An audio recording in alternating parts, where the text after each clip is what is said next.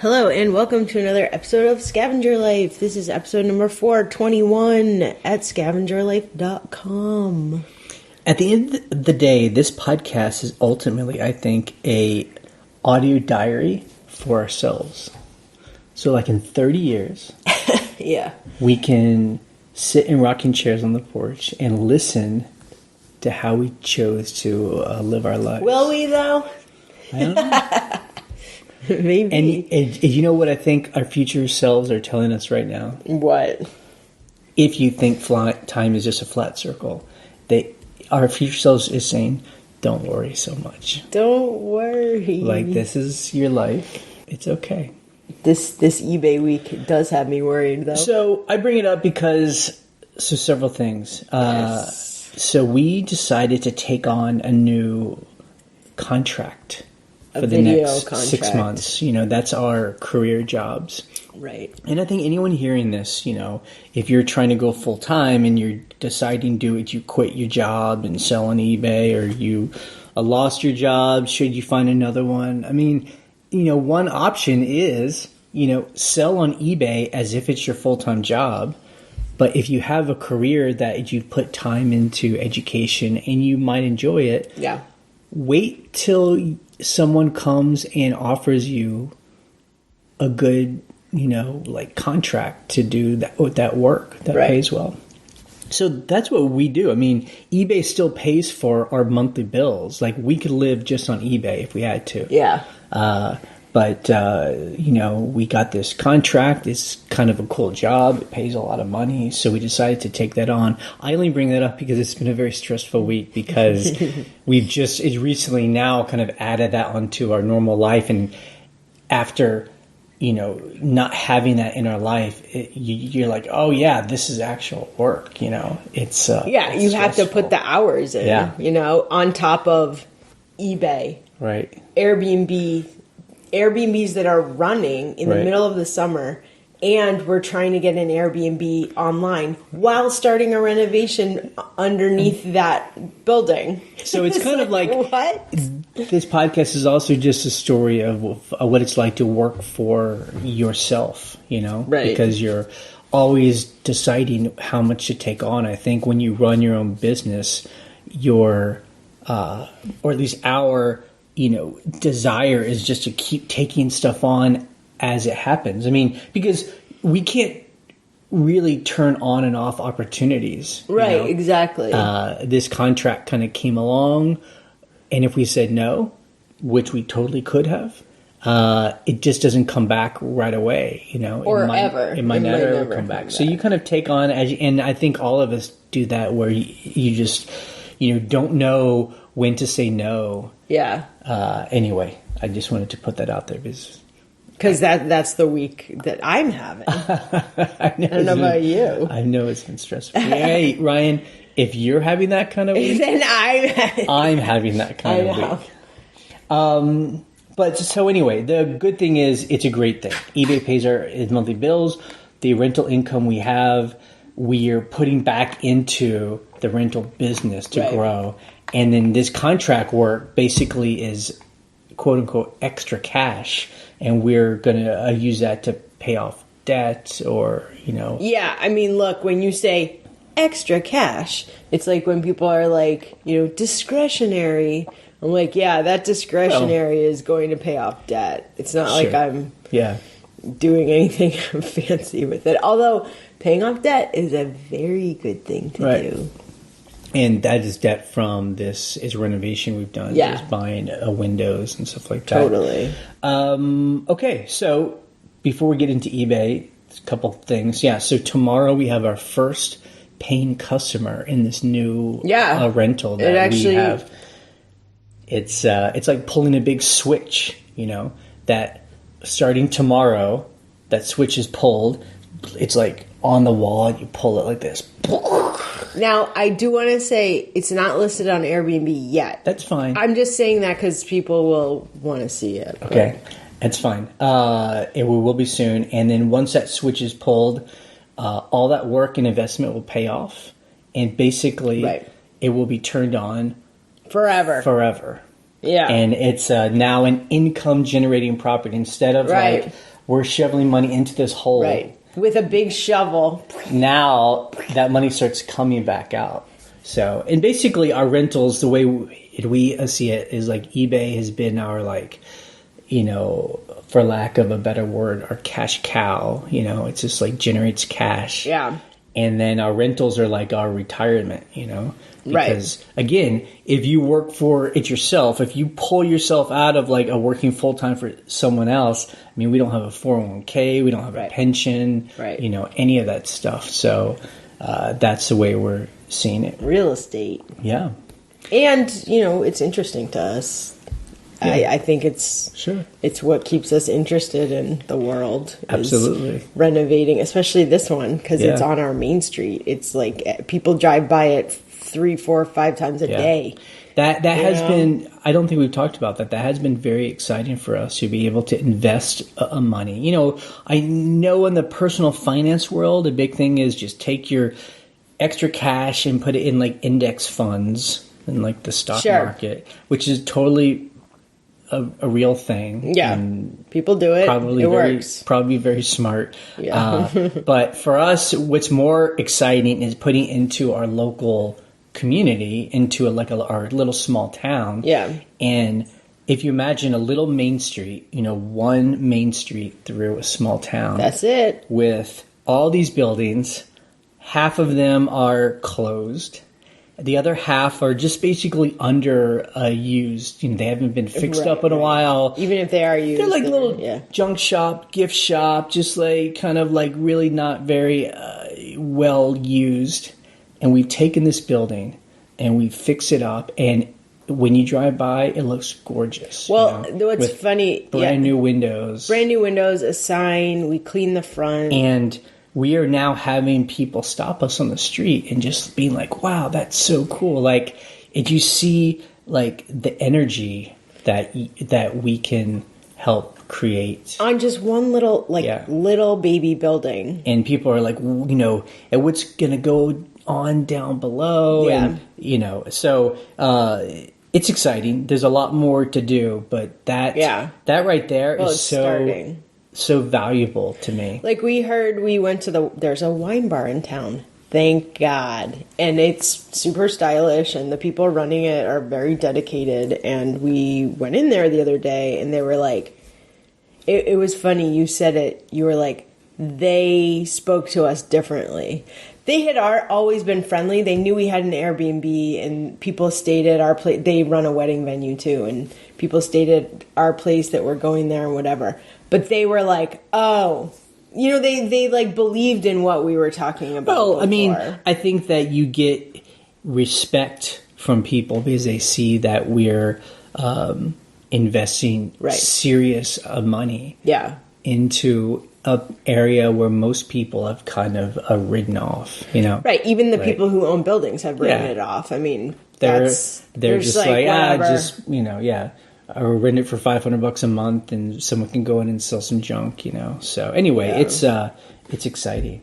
Okay, so about eBay, you know, I was talking to someone new on email who had joined our forum, and they're kind of getting started. And I'm always thinking, like, what would a new seller think of this podcast if they're hearing it from this episode here? Right. I mean, at this point, if you're hearing this podcast and if you've never heard us before, I mean, we are a mature eBay store, you know, that's taking advantage of like a large inventory that we've amassed over the past decade. Yeah. You know, if you want to hear us from the early days, you should start from number one, you know, from Right. episode 1, where we were a couple of years in, but we were still pretty new. We you were know? green. Yeah. I mean, so like if this week we spent zero money on eBay. Yeah. We didn't buy any inventory. Nope. We didn't pay anyone to help us. So we spent That's true. nothing. And we made about, We made nothing. I mean, That's not true. I know. We made $1,400. We did? Yeah. Are you for real right now? I mean, I'm for real. And we'll get to the breakdown of numbers, but I'm just bringing this up of like, that's where we're at in our like eBay world, where we have a delayed profit, store. Sure. Yes, absolutely. That's a very, very interesting way to think about it. It's deferred. Right. I mean, you put all this work in and then you let it go. So we put the time into setting up storage and a listing engine, and we have 8,000 items. And so now when we've kind of taken on these other things in our lives, eBay's kind of on the back It's burner. like autopilot. It's just kind of doing its thing. Still got to ship, things like that. I have been listing things. I have like a bunch of stuff. My helper hasn't come in a couple of weeks, but I have a backlog of stuff that needs to get listed. So that's been a little bit, and I've been sending offers. So that's a little tiny bit of activity. And honestly, we've been doing this now for at least a couple of months. Yes. Kind of autopilot eBay, and checking out our schedule, it's going to be like this for about the next couple months. Several months. So it's going to be interesting to see if we can still generate, $1,000 plus, just without really putting a lot into the business. And to me, that's a big bonus. I mean, I know we're going to cry about it a bit because we're like, oh, it's so slow. But if you check out the other side, it's pretty amazing. We're making the kind of money we're making. I'm really surprised at how much we made this week. I'm like in shock. Good. So hold that thought. So what I would tell a new person though is it's always still back to the basics. I mean, if we wanted to turn on our store and really start to generate more cash, you got to go back to the basics, and that is you always have to be scavenging. You're sourcing. Yeah, I mean, that is something that we have not been doing. And if you're new, I mean, you always have to be sourcing. In the early days, we were sourcing several times a week. I was doing 4 or 5 times a week, like almost every single weekday. That's when we were building those numbers up too. And the reason why is this: when we would go out, we would find, let's say, 10 things. Yeah.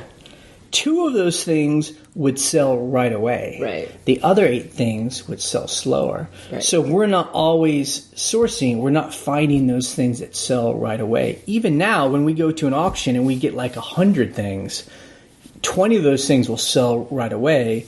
The other 80 sell a lot slower. It's a good percentage. And so right now our store is basically all slow sellers.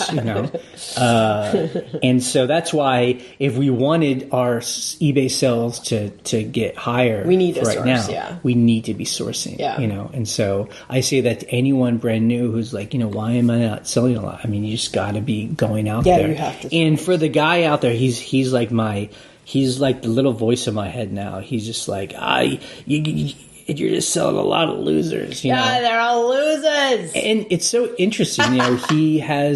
He didn't share his store link, or he didn't share a number. So I don't really know a makeup of his store. But he said that if he buys something and puts it up, if it doesn't sell within, was it like 60 days or 90 days? He just donates it. That's amazing. It's a loser. After all that work. For no other reason, I think, than it's just he doesn't want it to psychologically hold him down. It could be assuming a storage thing, but but if you're like that guy, I'm sure you're only trying to buy stuff you think is going to sell fast. In that case, you have to doubly, triply always be scavenging, because when I say we go to an auction and buy like 100 things, a guy like that would probably only buy 10 things at an auction because go to auctions every day, because he only wants to be buying the things that he thinks are going to sell very, very quickly. And so it's just a difference. So that's why scavenging is so important to having like a really active store. And again, why I think selling online is not a passive. It's not. I don't know why anybody thinks if that. People want it to be full time. Okay, so let's talk about this week. Yes. number one, we tried an experiment. We put all of our clothes on a 40% sale. Yeah. And we sold just kind of really the normal amount of clothes. For a lot cheaper than I would have. People were asking for even lower prices. It didn't. On some of them. I mean, and to me, it just shows two things. It shows that, number one, changing prices. Like, a lot of items, most items are not price sensitive. It's not like, oh, now that it's this cheaper, someone wants to buy it. Right. And I've seen other people say that too. You know, I just did like a 50% off sale, and it's not like things just fly out the door. Not really. Yeah. Or at least not in our experience. Although it's like things don't fly out the door, but a normal amount sells. But I always do wonder, you know, like I had a pair of clogs that were in really rough shape. I'm like, why am I even selling these? I don't. They were distressed. But at the same time, it's one of those things where you're like, they're work clogs, you know, yeah. And they're Dansko. Actually, were they Danskos? We don't really sell Danskos anymore, but they were mine and they were in okay shape. So, you know, you're like, because it was so cheap, was someone like, oh yeah, I'll get those. I need extra pair of clogs for around the garden, you know, and the price is right. Yeah. Maybe that sale happened because of the price. Yeah. But it's good for us to do those experiments. It just reminds me that it just shows that in many cases, you just have to wait for the right buyer. Like, it's not, I mean, price is important. You know, you can't just price something insane like $1 million. Right. Although sometimes I do. There's the right buyer out there. Yeah. But if you're in the kind of range of what items sell for, it's not like you go, oh, well, if I just take it down by $5, it's going to sell right away. Those are just the only items that are that price sensitive are the very like sought after commodity items. And that's when you're in the kind of Amazon world where you're trying to get the buy box. Like an Apple Watch. Yeah, I mean, right. Like if we're selling Apple watches, those price sensitive for sure. Yeah. You know. But if you're selling a vintage t-shirt from 1979 that has a hole in it, you're like, a pretty particular person. That's a delayed, that's a deferred, item where we're going to get that money down the line. Some hipster's going to find it in a year. Okay. So these are our numbers. So we sold $1,847.95 worth of stuff. $1,800. However, is asterisk. 465 of that is unpaid because they were offers and they will likely not pay. So we really only made about $1,440. Like one was can we talk about our items now? Yes, go. You go. Okay, so one of the highest priced items of the week was a chair. Piece of furniture. $350. Yep. Take that offer right away. Free local pickup. This is, okay, my whole thing with eBay, their thing about local pickup, free local pickup. Yeah, because the free is in big, like, red. Local pickup. And then the, like, small says local pickup. So, this lady who's in the state next to us, she's like, oh, didn't realize it was local pickup. You're like, you think I was going to ship this big-ass chair for free? How?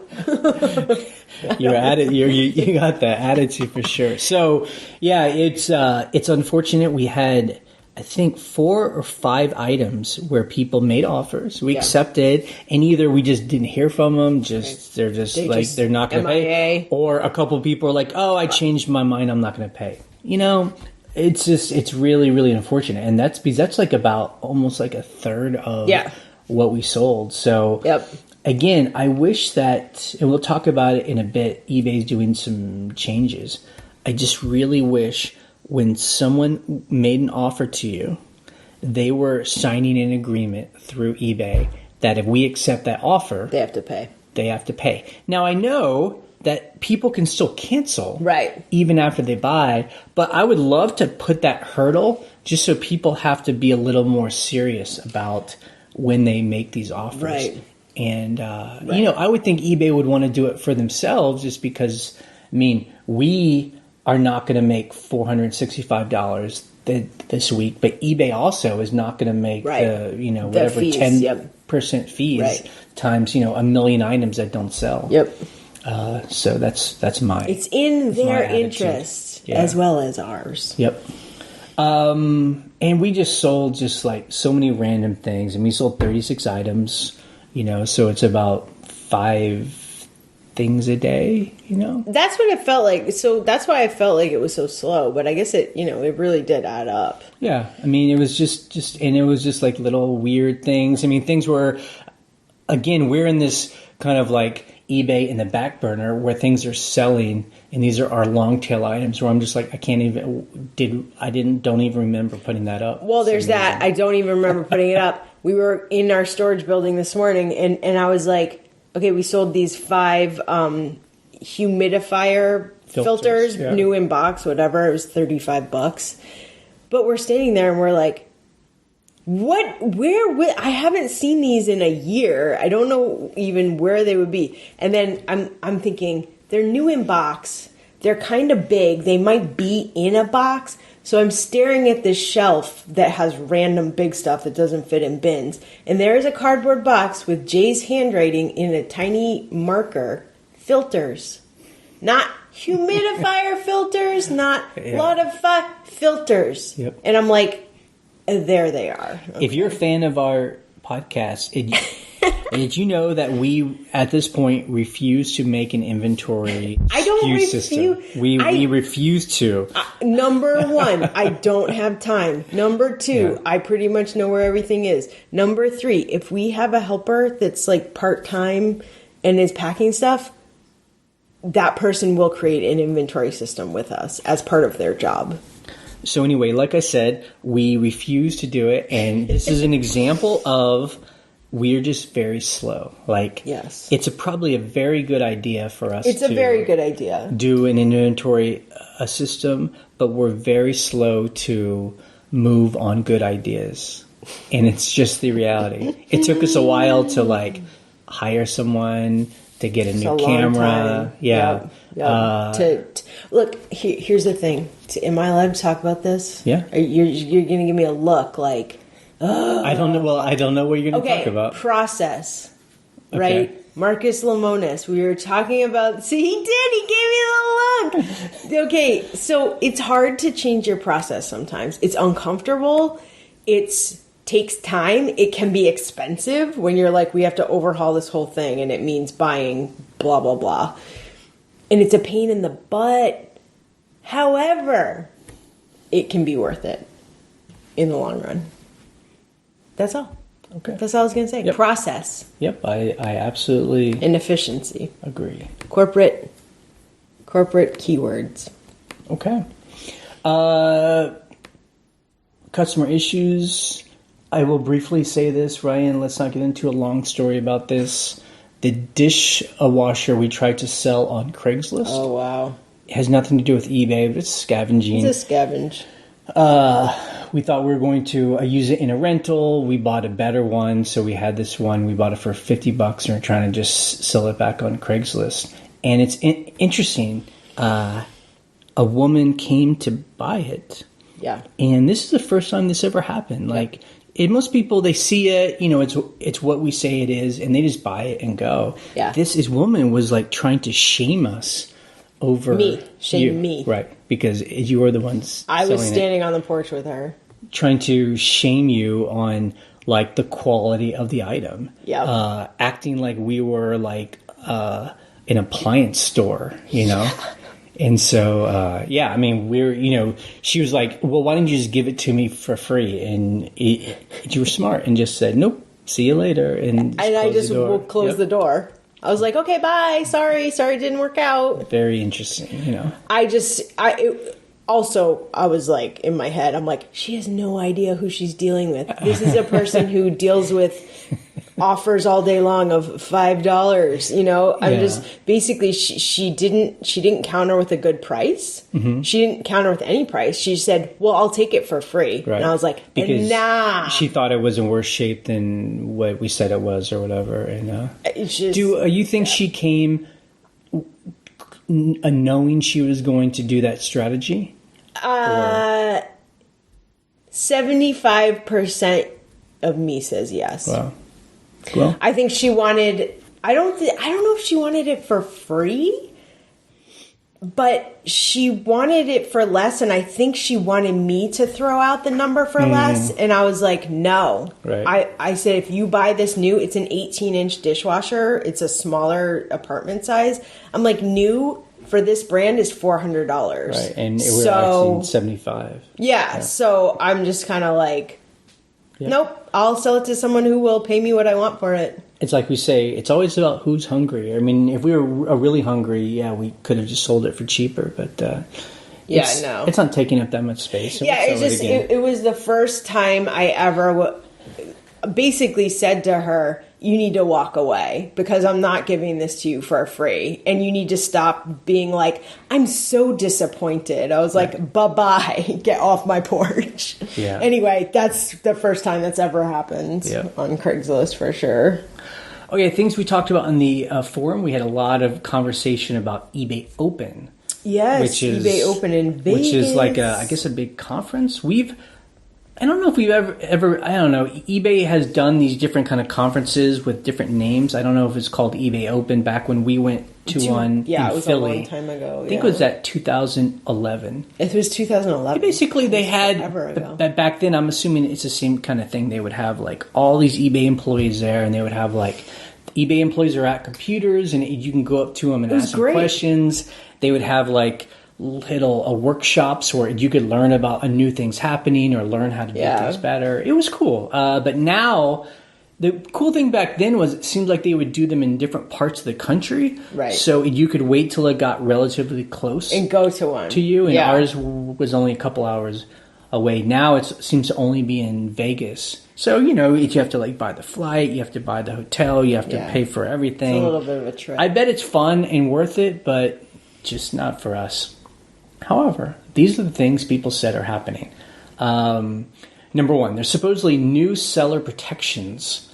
And that means that it sounds like you no longer have to be top-rated seller. It sounds like it's going to be for everyone. But if someone does a false INAD claim, item not as described, they'll now give, it sounds like everybody, the ability to give the buyer a partial refund.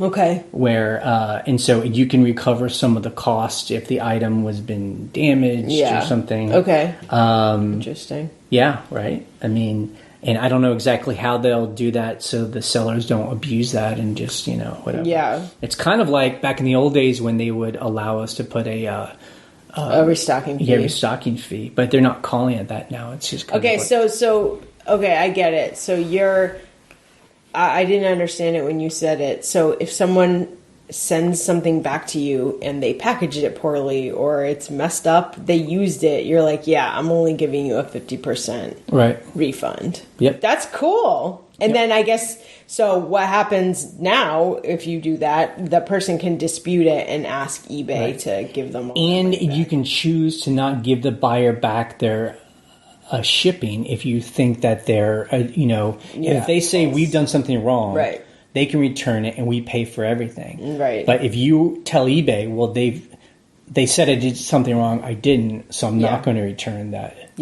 shipping. eBay says that you will receive a credit for up to $5. Okay. So it's not the whole... But you'll get a credit. Shipping. That's something. And they say they will automatically take away any feedback or defects from your case if they then which is how it is now retaliate for people who are top rated who have free returns. So anyway, that sounds cool. It seems like it opens up a whole can of worms because there's a lot of interaction between buyer and seller on that, and buyer eBay. And seller and eBay customer reps. Yeah, exactly. You're like, oh, good luck, eBay. eBay seems like they keep trying to make things simpler, but then they backtrack and then it starts becoming complicated. But I don't know. It's good they're doing it. eBay says they're going to start a new thing called managed delivery, which is basically like Amazon FBA, where they say if you sell high volume inventory in popular categories, you can send them to some warehouse that eBay has control of. Yeah. And they will ship your items for you. Which is good because, look, there are some times when you buy commodity electronics or whatever, and they're like, this will take a month and a half. Yeah. And you're like, what? I mean, I'm assuming eBay's just going to partner it with an existing company. That's what they said. That does It's not shipping. like eBay. Yeah, it's not like... It's kind of like what they did with global shipping, where they partnered with... Pitney Bowes. Yeah. So, I mean, I don't know anything about those companies. Like, Pitney Bowes just has a warehouse in Kentucky. Like, why? Either that or eBay pays them to set it up. And so eBay employees aren't having to deal with that. They just pay like one price. Pitney Bowes has a contract to do it. I think that's cool that they're going to do kind of an FBA program. Has nothing to do with us. Yeah, like nothing, our kind of sellers. We sell does anything. I mean, also, people like us and many people who listen to this podcast, I mean, I ship, if they pay before 10 a.m., I ship that day, you know. I was on Amazon this morning and my order was not going to get shipped till September 12th. Yeah. This is like a month and a half after I ordered. I'm like, what? Yeah. Cancel this order.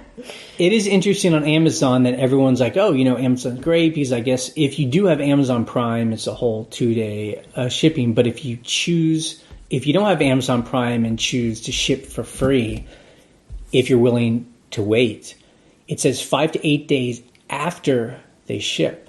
So it may take 2 weeks to actually ship the item. And they're like 5 to 8 and then it's days. another 5 to 8 business days. So it really, I guess the answer to us is we should just get Amazon Prime, but we just don't do it. Yeah. Okay, then the other thing is, and this is good for us, and it'll be interesting to see how it turns out.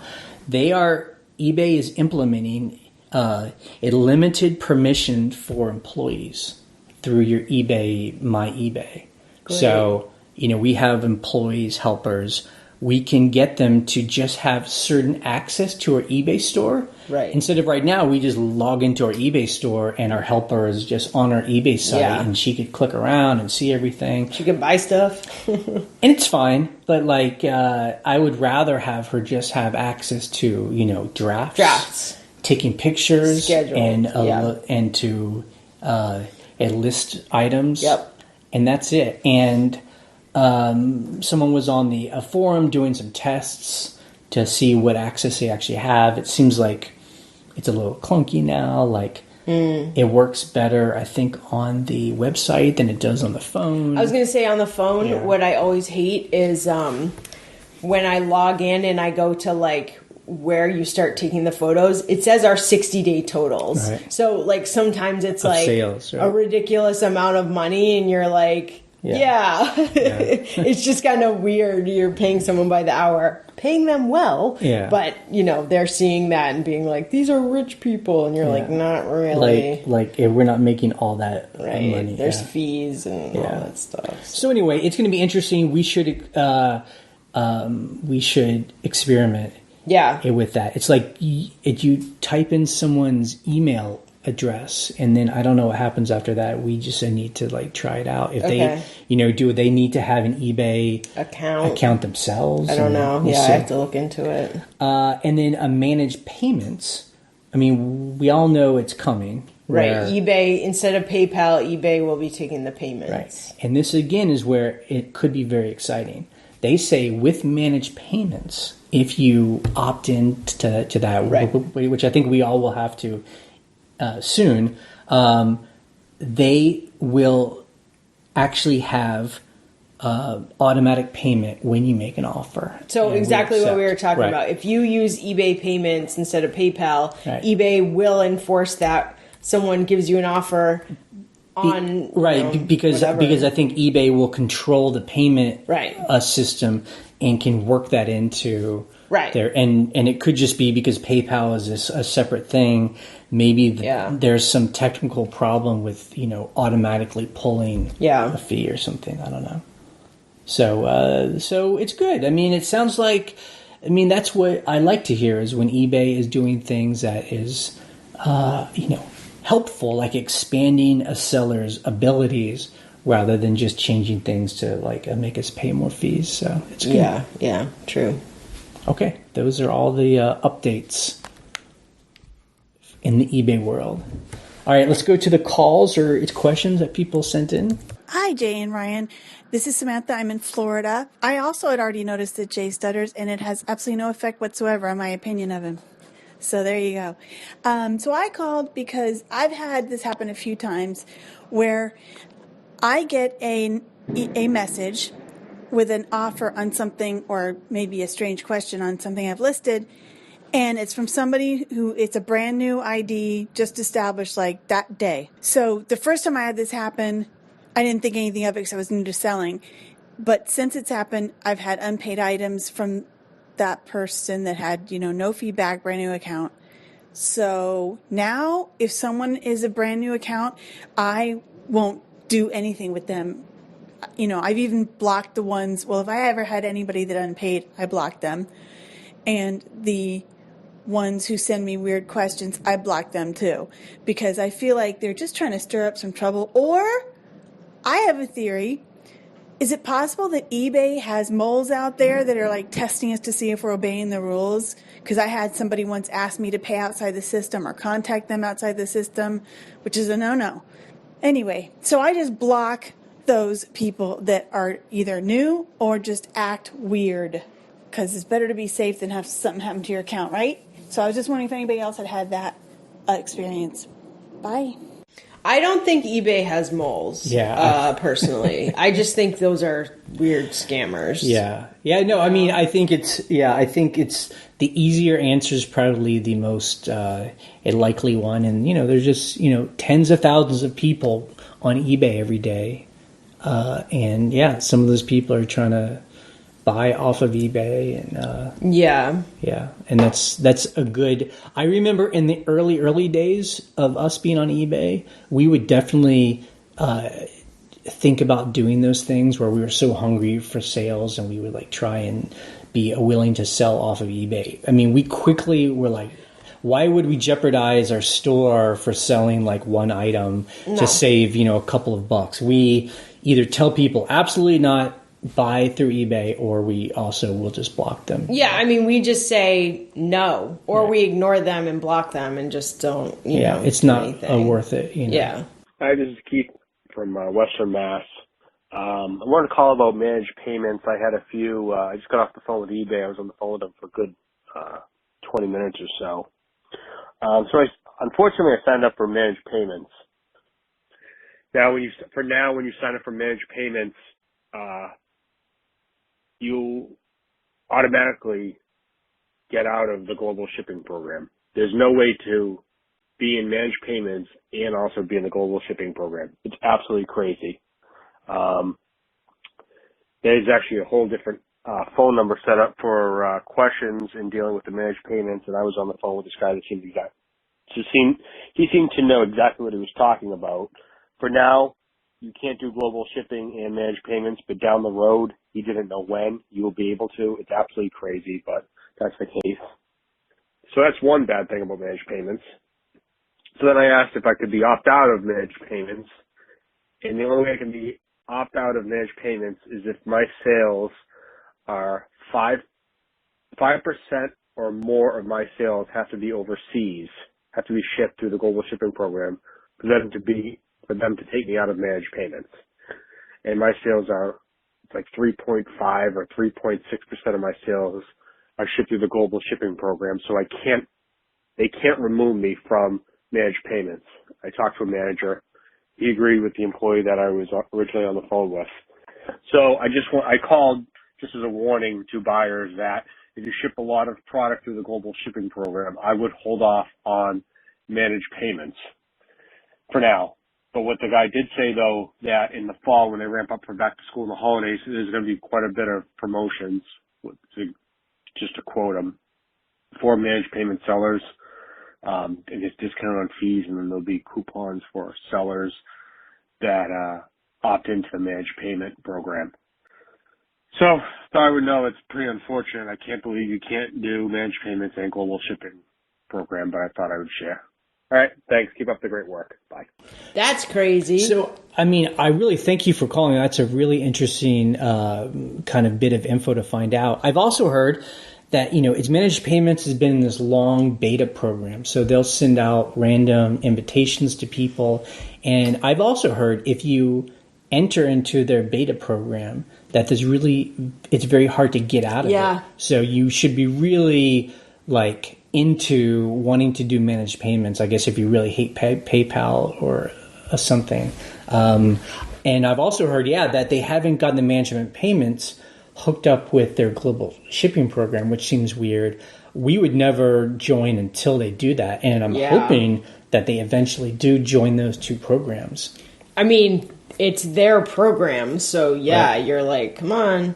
I mean, as a buyer, I have not had problems with managed payments because I just put my debit card in and I just pay that way. Right. So that's been okay. I do wonder though, so people that opted out of, I guess, or opted into this managed payments, can people still pay with PayPal, or is it like you only can pay through this system? Because you'd think you'd have the option. Because I remember when they first announced this that they were going to do it where everyone would have to do managed payments, but there would still be all kinds of options like Apple Pay and Google Pay. You should be able to. All those things. I will say that, it always comes up when we talk about global shipping program. We enjoy it, and I love it. I love it because we just send it to the warehouse. In Kentucky. And then we're off the hook. Then eBay takes over. As long as it gets to the warehouse, you're good. And if it gets damaged, lost, eBay handles it, and it's great.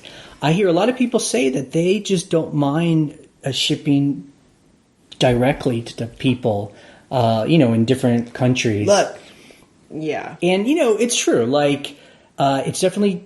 It's sometimes cheaper if you just send it first class.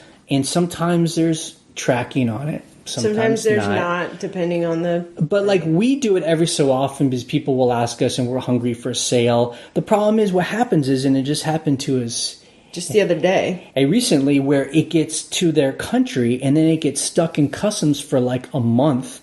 And the buyer is like, where's my item? And we can only say, well, it's in your customs. country. I mean, it's not our problem at this point. But the problem is, it is our problem. Right.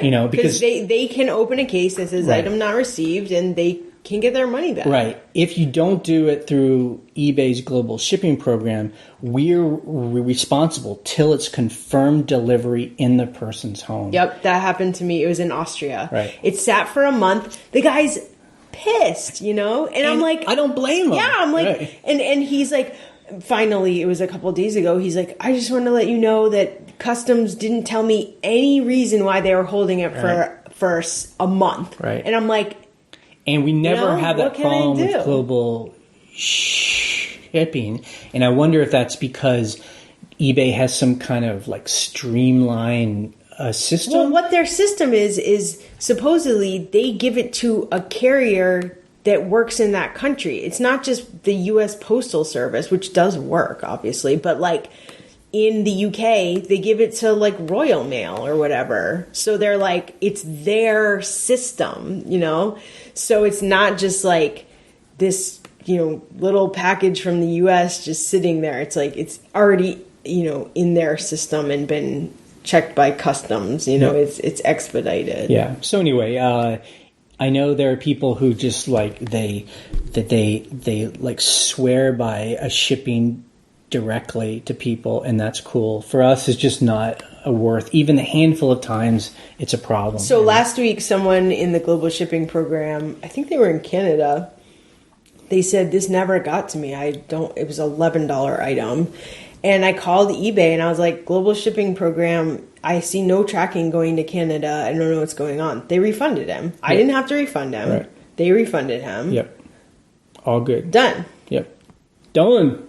Yes, I have a question. What would you do if one of you, heaven forbid, had a life-threatening illness and you were spending a lot of time with them? What would you do with your store? I just had an instance where I bought something on eBay, And I ordered it like a week ago. I never received the item. I emailed them, and they hadn't mailed it yet. It had been a week. And all of a sudden, I asked them to cancel the order because it had been a week, and they said they had this illness. I was looking at their feedback, and they were getting all sorts of neutral and negative feedback, and the response was, this family member was ill, they're in the hospital. It was like they were guilt-tripping the people that left them negative feedback, and this had been going on for 2 months. I'm saying this with all due respect because we don't know what's going on in their household. But I was wondering how you handled it. I asked for a refund, and they told me they had already printed the label and shipped it. I called eBay. eBay told me the label hadn't even been used yet. And it just seems, I asked eBay what they should do, and they said they should either put the store on hold or extend the time. But it just seemed kind of weird to me what was going on. I say this with all due respect. I was just wondering what you guys would do about this. Like I said, it's kind of a touchy subject because we don't know. So I thank you for your time. Yeah, so, I mean, obviously life circumstances come up, but what you hopefully would do, whether you're sick or your partner's sick or whoever, put your store on vacation hold. So she's asking what we would do because she bought an item and the person who she bought it from is obviously having some kind of problem. Yeah. So she's trying to say, yeah. So the answer is because we get this every so often. Someone joins a forum, they're like, I used to sell a lot, but then I got suspended or kicked off of eBay. You know, I hate eBay. And I'm like, well, what happened? Yeah. And they're like, well, I didn't sick. ship things for a month. And then I didn't ship things for a month, and then eBay kicked me off. And I'm like, you know what? That's what should happen. Like, right. I'm sorry people get sick, but, you know, it's just like with anything. If you stop paying your house mortgage, yeah, and you don't tell anyone or do anything about it, it doesn't matter if you just got in a car accident or someone got sick. Like, it needs to be taken you didn't care take of. any action. I mean, Right. that's just the way of the world. Right. So, yeah, if one of us got sick and we could not do eBay, we would immediately turn our store off. Right. You know, period. Yeah. And that's the way you do it. Or if you're just having a thing where, you know, you can't get to your shipments but once a week, Right. do your handling time. Say Right. 5 days, 7 day handling time. Absolutely. So that you're like, I can get to this, but I can't get to it as fast as I could before this thing that I have to take care of, whatever it is. Right. So you could still make sales, but, you know, Yeah. but everyone should have a Yeah. backup plan. I feel like we don't really Yeah. have a backup plan other than if something happened to one of us, the other person could take over. A backup plan for our eBay store. Yeah, like you would Yeah. still, if one of us is still okay and can take care of sales, the Sure. other one has to take over. Yeah. So, or if something happens to both of us, Yep. maybe I would have. I would be the old man that goes to the post office and like and like has them like put stamps on every package. And you like pay with actual, pennies? You're right, in actual pay with stamps. like coins. Yeah. Oh my god. Yeah.